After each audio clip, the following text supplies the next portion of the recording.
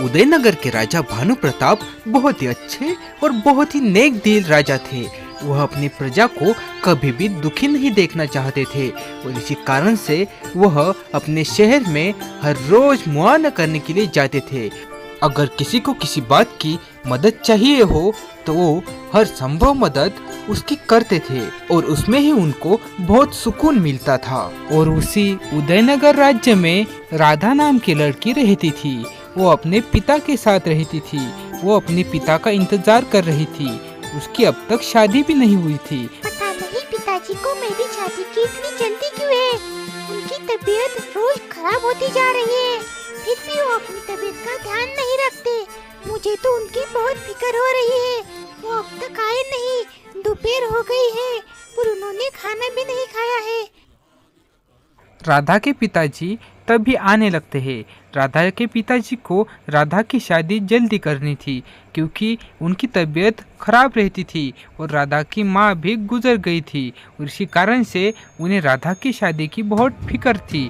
और राधा के पास जाते हैं और कहते हैं, बेटी तुम्हें तो पता है तुम्हारी माँ भी गुजर गई है और मेरी तबीयत भी अच्छी नहीं रहती। मैं इसीलिए तुम्हारी शादी के लिए रिश्ता ढूंढ रहा हूँ। राधा के पिता के ऐसे कहने के बाद राधा अपने पिता से कहती है, पिताजी आपको मेरी शादी की इतनी जल्दी क्यों है। मेरी शादी आज न कल होने ही वाली है, पर आप अपने स्वास्थ्य का ध्यान तो रखिए।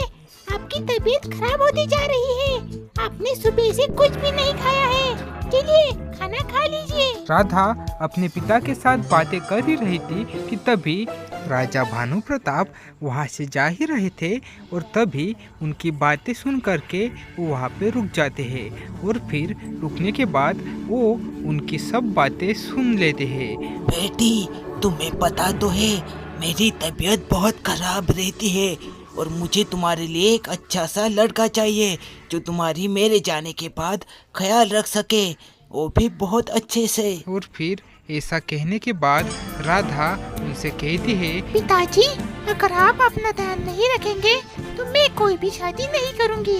मैं बस आपके साथ ही रहूंगी। आप अपना ध्यान नहीं रखते हैं। मैंने सुबह से आपके लिए खाना बना करके रखा है पर आपने खाया नहीं।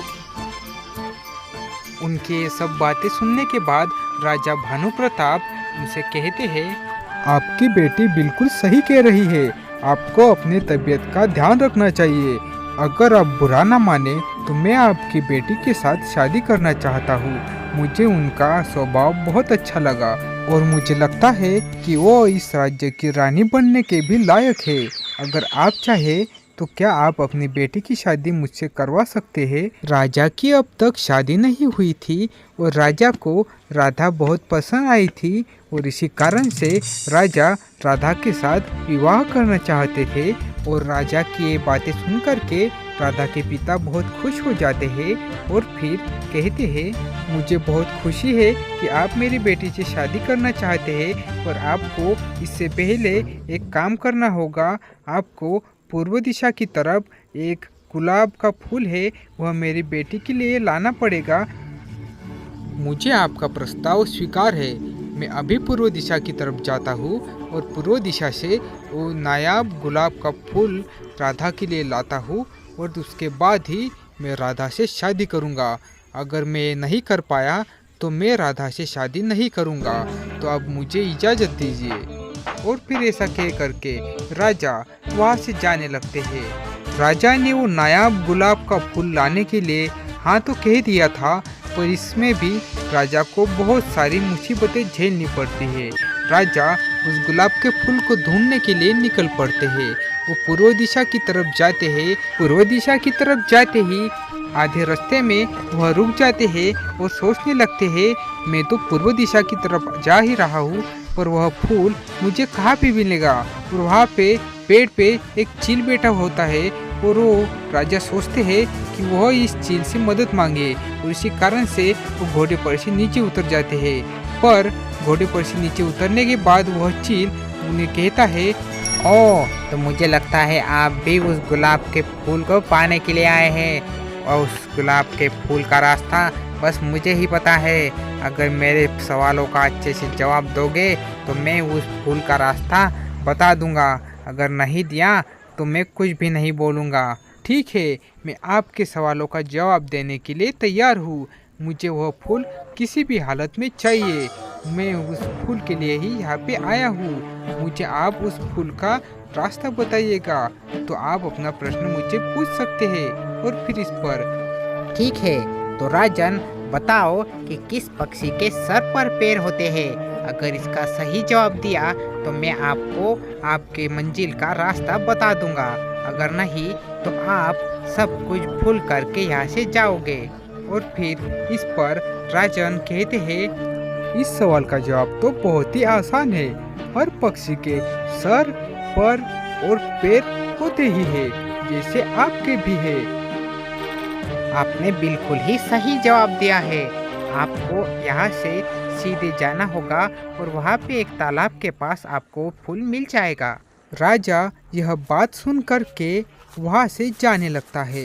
राजा अपने घोड़े को बहुत जोर से भगा करके वहाँ से निकल जाता है। अब राजा वह चील के कहने के अनुसार उस जगह की तरफ जाता है जहाँ पे वहाँ एक तालाब था। उस तालाब के पास वो फूल उसे मिलने वाला था। राजा नीचे उतर जाता है और नीचे उतरने के बाद वहाँ पे देखने लगता है कि गुलाब का फूल वहाँ पे कहाँ है। वो बहुत जगह देखता है पर आखिरकार उन्हें गुलाब के फूल दिख ही जाते हैं। और फिर वह राजा उस गुलाब के फूल के पास जाता है और गुलाब का फूल उठा करके हाथ में पकड़ करके वहाँ से निकलने लगता है।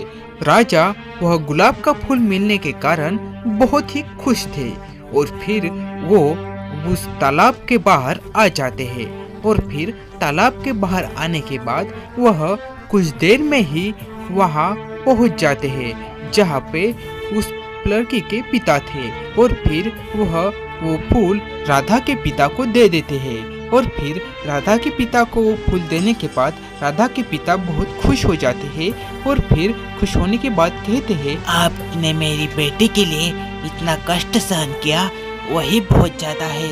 आप मेरी बेटी से शादी कर सकते हैं। और फिर ऐसा कहने के बाद वह अपनी बेटी का हाथ राजा के हाथ में दे देते हैं। और फिर कुछ ही देर में राधा की शादी राजा से हो जाती है और वो खुश हो जाते